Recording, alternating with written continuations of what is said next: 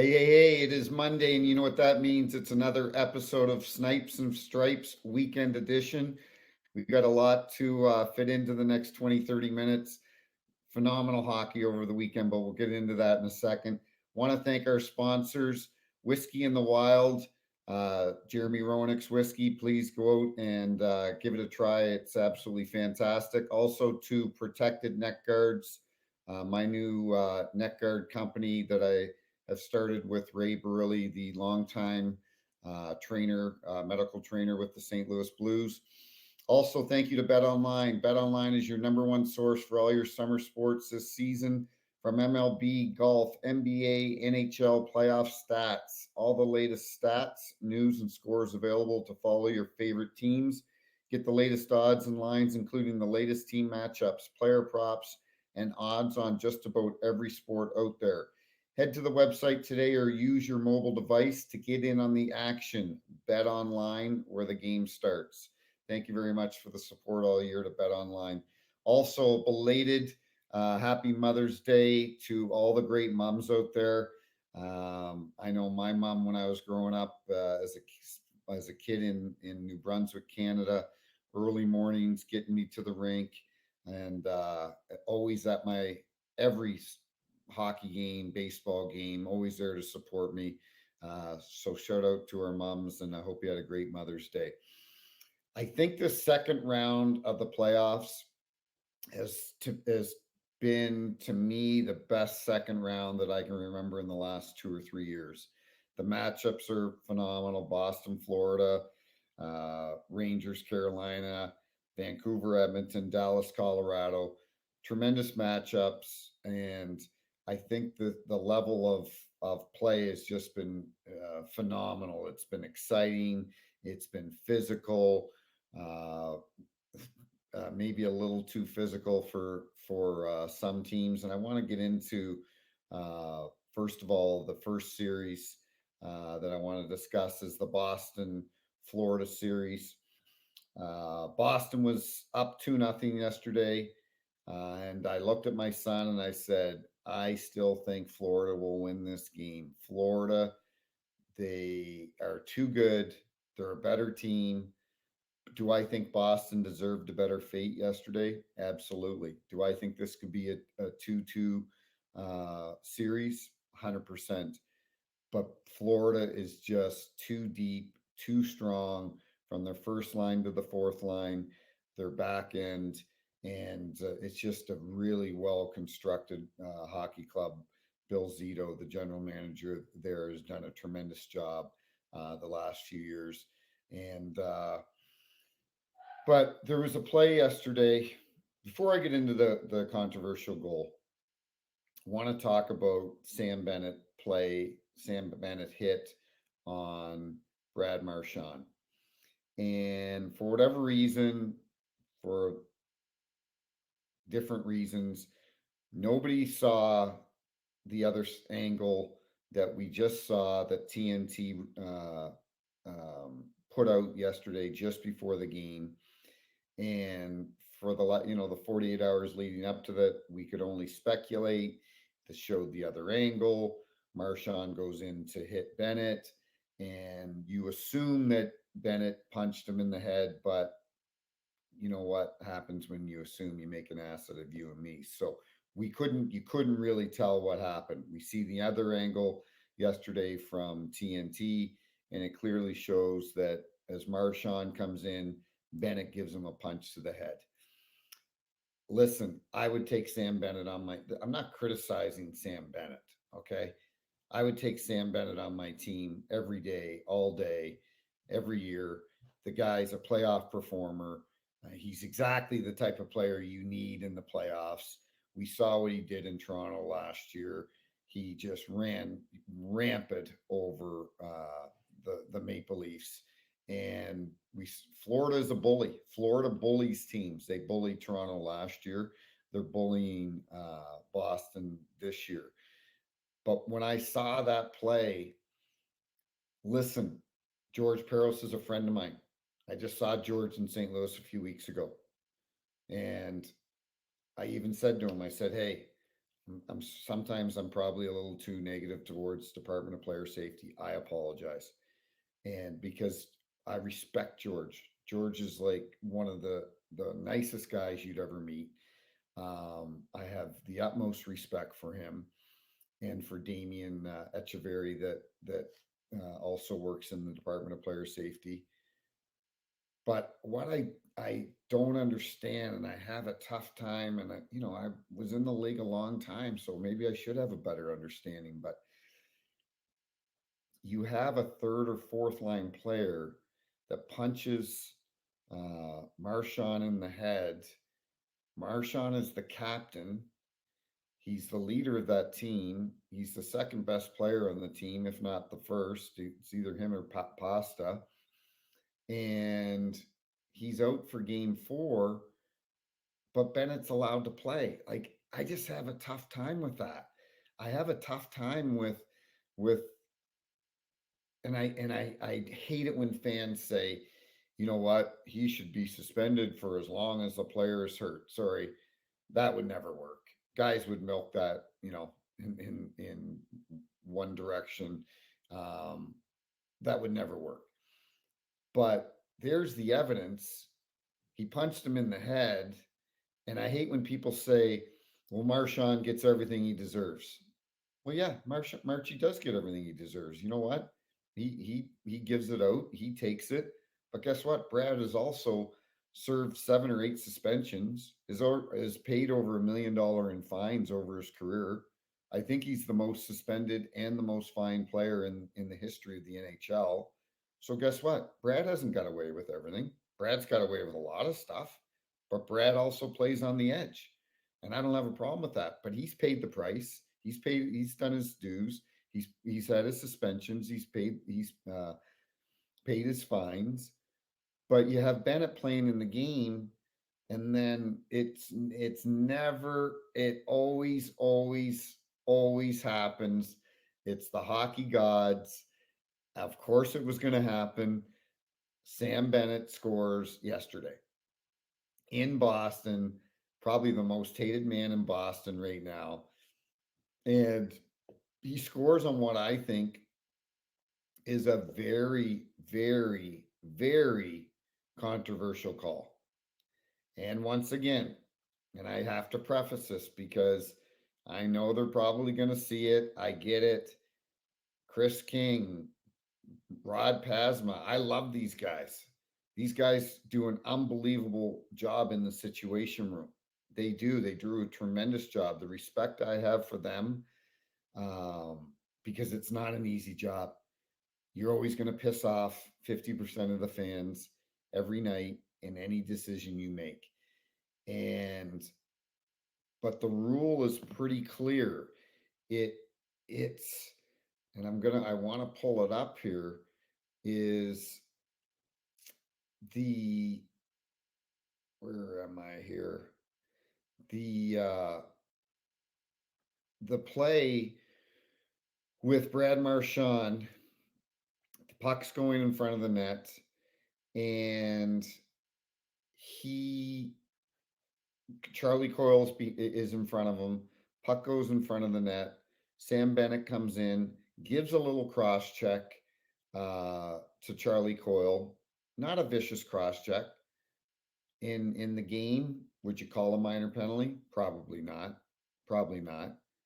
But it was enough to put Charlie Coyle on Jeremy Swayman. And people can say, well, Jeremy Swayman couldn't have saved that puck. Well, we don't know. We'll never know. And for people to say that makes no sense because last series against Tampa, I think it was Stamkos. I forget exactly who from Tampa. Um, Looked like he had a sure goal, and Bobrovsky makes a save that you rarely see in the playoffs or at any time of year. It was probably the save of the year. In this case yesterday, does Jeremy Swayman make that same save? Does Jeremy Swayman throw his stick? Does he know, hey, I can't get over there with my pad, whether Coyle interferes with me or not, or is on top of me? And maybe as a desperation move, Jeremy Swayman throws his stick and stops the puck. Now there would be a penalty shot awarded to Florida, but he would have possibly prevented a goal. I don't know how that is not a goal. It I don't get it. It's to me it is very black and white. I'm sorry, it's not black and white. There's nothing black and white about goalie interference. Okay, um, but when a defending player is pushed or cross-checked, I'm going to try to remember the rule because I can't look it up here as quickly as I wanted to. So I'm going to try to remember it from my days of reading the rule book. When a player is pushed, interfered with, cross-checked into his own goaltender, and the goaltender is unable to properly play his position, then a goal shall be disallowed. Now, people were like, when they went to review it, well, can't they give him can't they give Sam Bennett a penalty now for cross checking? No, you can't. That wasn't called on the ice. You can't review the cross check, and the only thing you're reviewing is um, whether Sam Bennett created enough interference on the play to wave off the goal. I don't blame the officials on that play. That happened bang bang. That was a bang bang play, and in real time, I'm fine with it. But I think after reviewing that play, I have a tough time allowing that goal. And when it happened, I looked over at my wife and my son and I said, they're taking this goal down. And you could hear Darren Pang and the announcers, and they all, I'm watching Biz Nasty and Colby Armstrong and everybody last night. I'm getting messages from Mike Russo and different people on social media and media people texting me, and I just said I don't know. I'm confused. Like I don't know why that goal is counting. So, and then of course they allow it. It's 2-1 at that time. The goal stands. It's now 2-2. Now Boston's got to kill off a penalty because they had an unsuccessful challenge. Now they're shorthanded. It just kind of steamrolled, and you could see Jimmy Montgomery, the frustration in his face. He's like, "We had this game in the palm of our hands. We're up 2-0. This goal was definitely a big factor in deciding this game." And you could see things just kind of started to unravel after that. And I don't think Boston recovers from this. Game 5 now is in Florida. Without Marshy in the lineup, I just don't see how Boston can come back in this series. Ton of respect to Pasta yesterday, played unbelievable. Uh, and but listen, at the end of the day, Florida's just a better team. Florida's a better team. Like I said, they outshot Boston yesterday, 48-18. I think they're out shooting them 105-50 in 4 games. Boston, you're just not good enough. It sucks, but it's been a great series. But at the end of the day, Florida's a better team, and that's who we want to see advance in the next round against the New York Rangers, because we'll talk about that series now, because I think the Rangers finish them off tonight. I'd be shocked. I figured Carolina would win on Sunday or on Saturday, but let's be honest, they barely won. They were up 3-0, I think, in the game, and the Rangers came back.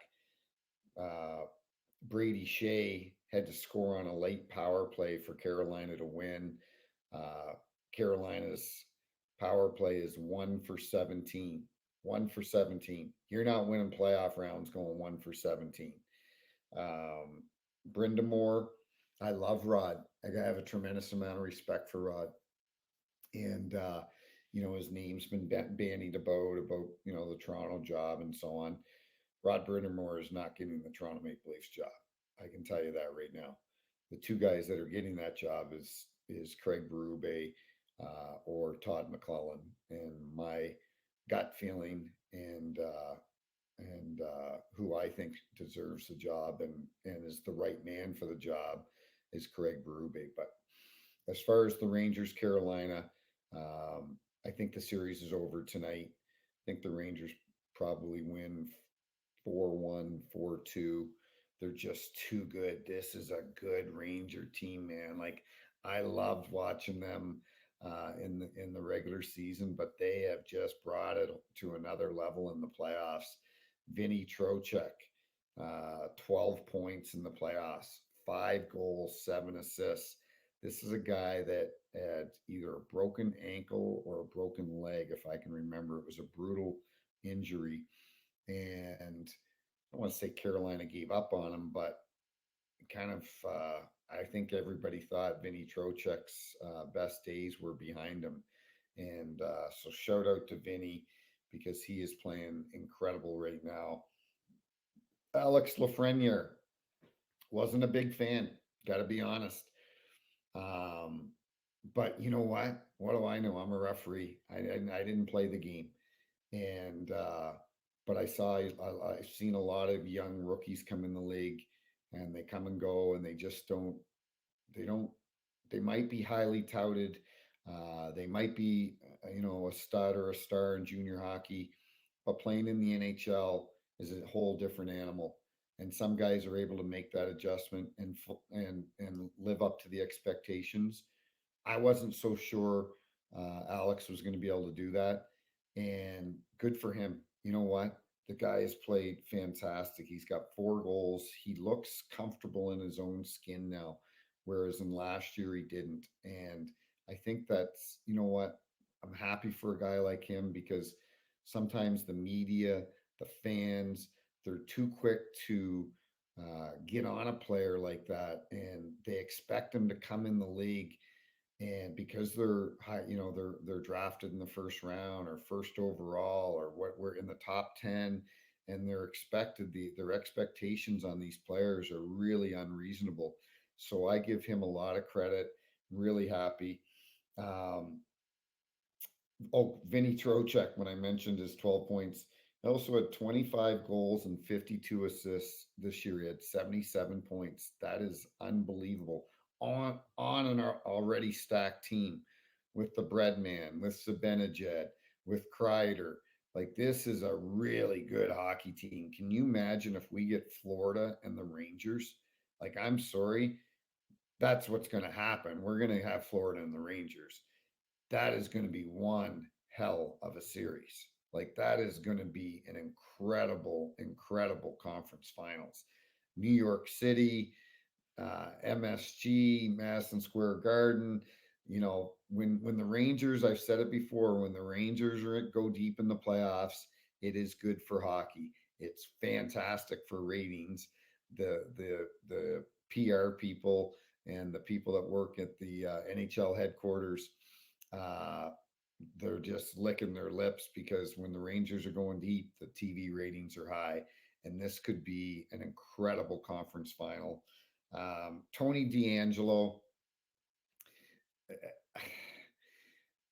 I literally want to punch him in the face. I do. Like he, I think he honestly, I think he is a distraction on that team.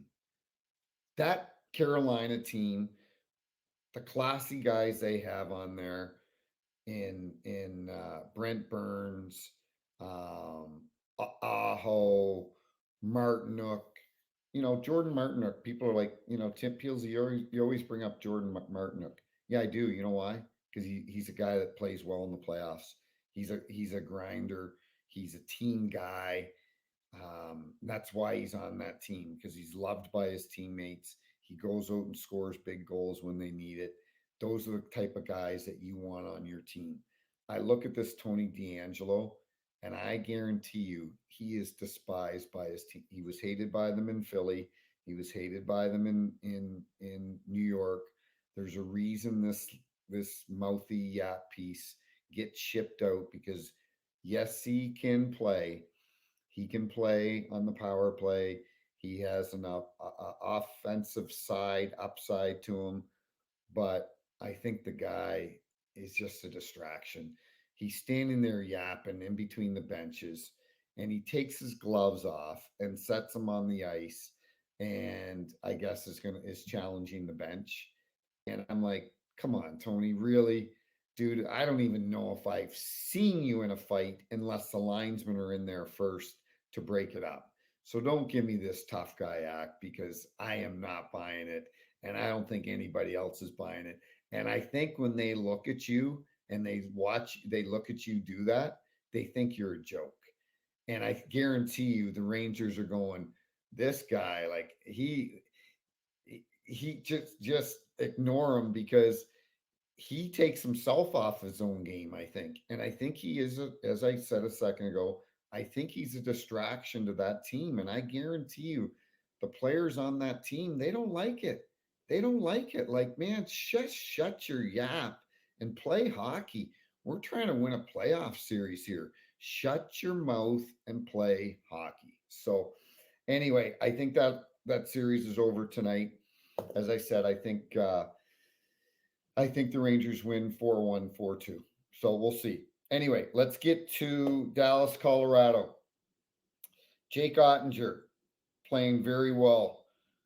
Dallas, it's remarkable. Lose the first two games to Vegas. Everybody wrote them off. First two games at home, everybody's like, Dallas is done. And I think it's like 80% chance that uh, if you lose the first two games of the series, there's an 80% chance that you don't win that series. So there's a 20% chance that you do. It's an unbelievable stat. It may even be less than that. And they lose game one to Colorado at home. They blow a lead. Uh, then they're up again at home, 4-1 again. They barely hang on, but they get the win. Great game. The first two games were just awesome, and phenomenal to watch. And then they go to Colorado, and we were out Saturday night, some friends and so on. We went to the UFC fight, and which was remarkable. Uh, I got to see my first UFC fight, first row at Enterprise Center here in St. Louis. I saw Dana White. I didn't get my picture with him. That was my big goal of the night was to get a picture with Dana White. But I got a picture with Bruce Buffer, actually the announcer, Michael Buffer's brother. So that was pretty cool. But I thought Dallas going into Colorado for game three. I thought Colorado would win that at home. Just the way they came back in game two, even though they lost, they made a game of it. They certainly looked like they had the momentum. And Dallas comes into Colorado and shuts them down. And Logan Stankhoven, probably the worst name in hockey. Stankhoven, his nickname is Stanky. I can't think of a worse nickname to have than Stanky. And Tyler Seguin, they both score two goals. They go in there, they win 4-1. Unbelievable. Now, two of those goals were empty net goals. It's a 2-1 hockey game. So don't let the 4-1 score fool you. But this is a series, man. This is a series. This. Listen, if people said who is going to win tonight, I don't have any idea. I have no idea because Dallas has amazed me how resilient they've been on the road. They remind me a lot of the 2019 St. Louis Blues, where they actually play better on the road than they play better at home. 2019 St. Louis Blues won game five in Boston in the Stanley Cup Finals, lose game six at home with the cup in the building, go to Boston for game seven, and that infamous Craig Berube speech. They go out and win that game and win and bring the cup back to St. Louis. This Dallas team reminds me a lot of that St. Louis team. Their resiliency on the road is very impressive, and it's tough to replicate. It's tough to duplicate. Some teams are just not built for the road. And this Dallas team, it's almost like they play a simpler game on the road. So Game four tonight. It's going to be an incredible game. I can't wait to watch it. But Colorado could easily come out and spot 4 or 5. I think. After the first round against Colorado or against Winnipeg, they had averaged 5 games or 5 goals in each game, and it wouldn't be surprised me they could put up 4 or 5 tonight against Jake Ottinger as well as Jake's played. It wouldn't surprise me at all. So, going to be an awesome game. Can't wait to watch it. The last series I want to talk about is Vancouver Edmonton. Another phenomenal series. These fan bases in Vancouver and Edmonton absolutely hate each other. It's the funniest thing watching them go back on social media. They hate each other. And and I don't know if there can be a more annoying fan base in Vancouver, because I don't think there is. I think Vancouver fans yesterday were chirping Edmonton about how crappy the city of Edmonton is, and they said, and a fan from Edmonton said, yeah, well, at least we own our own home, and a little insight, a little joke there, because the price of housing is so expensive in Vancouver, most people can't afford to buy a house. So it was going back on social media. It was absolutely hilarious. But I got to start off with Stuart Skinner. It's always easy to jump on the goalie. Um, but guess what? He's got to play better. He's not the reason they're losing this series, but he is a big reason that they're losing this series. He's not the only reason, but Stewart, you got to make some saves, man. Like, you got to make that's what your opponent down on the other end of the ice, 200 feet away from you, Artos Shilvos. That's what he's doing, is he's making some unbelievable saves. And Calvin Pickard went in last night. I think you'll see. You probably have to go back with Stuart Skinner tomorrow night, but you never know. Maybe Knobloch goes, screw it. We're not getting the big saves. I'm gonna put in Calvin Pickard. Pickard's played very well from them for Edmonton this year when he has played, and but that's why they pay the coaches the big bucks to make these decisions, because it is a tough decision. I think you have to go with Skinner, but Stu, you got to make some saves, man. You got to help your team out. Brock Besser, big game yesterday, 2 goals, got 7 goals in the playoffs. Um, he was a guy that they were talking about trading in the last year or two. Sometimes the best trades are the ones that you don't make. So very happy for Brock Besser. This Arturs Shilvos is becoming a favorite in Vancouver, and I love. He's from Latvia. He was certainly not projected to play in the playoffs this year. He's played remarkable. He's had a little luck on his side, but he's had made some phenomenal saves. But yesterday, for example, Edmonton hit 4 posts, and but one thing that bugs me, and I get that Leon and Connor and these guys get annoyed with the media in Edmonton, um, and a lot of it is justified by some of the questions that they continually get asked day in and day out. But yesterday they asked, last night they asked Drysaitel about Vancouver's goaltending, and all he said was 4 posts isn't goaltending. And to me, that shows a lack of respect to Shilvos, shows a lack of respect for the game. Um, and it kind of bugs me about Leon. It kind of bugs me. Listen, I'm not asking you to go kiss his ass, but you know what a better answer would be was, the goaltender on the other end played well. Unfortunately, we hit some posts. We've got to get more traffic in front of him. We got to make life more difficult for him, and we're looking forward to Game 4. That would be a better answer rather than this sarcastic, flippant comment. 4 posts isn't goaltending. So something that kind of just bugs me. Um, but the real thing or the big thing that I want to get into about this series, and this is, you know, uh, Scotty Lachlan, who's on Sirius XM. I was listening to him this morning, driving to the rink. I'm driving to the rink at 5:30 a.m., taking Bronson for his private lesson with ex-NHL player Jamal Mayers, and and I'm listening to Scotty, and I love Scotty Lachlan on Sirius XM, and he sent out a tweet last night that this wouldn't happen to Gretzky back in the day, and what he was alluding to was Connor McDavid at the end of the game. He slashed Susie. Wasn't much of a slash, let's be honest. Carson Susie slashed him back. Say that fast 5 times.